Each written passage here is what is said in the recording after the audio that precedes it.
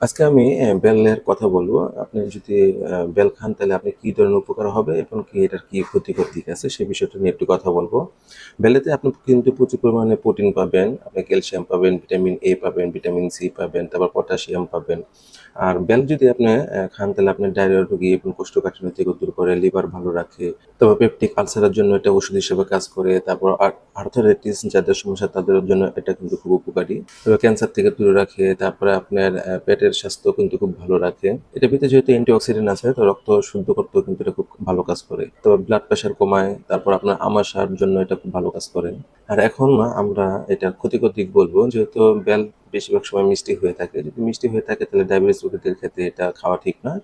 আর এক্ষেত্রে আপনার যারা লং টাইম যদি আপনি আবার বেল এক লাগারে খেতে থাকেন তাহলে কিন্তু আপনার পুরুষদের জন্য শক্তিও কিন্তু কমতে থাকবে। সেক্ষেত্রে আমাদের নিজেদের ব্যাপারে সচেতন হয়ে সঠিক পরিমাত্রায় খাই আমরা।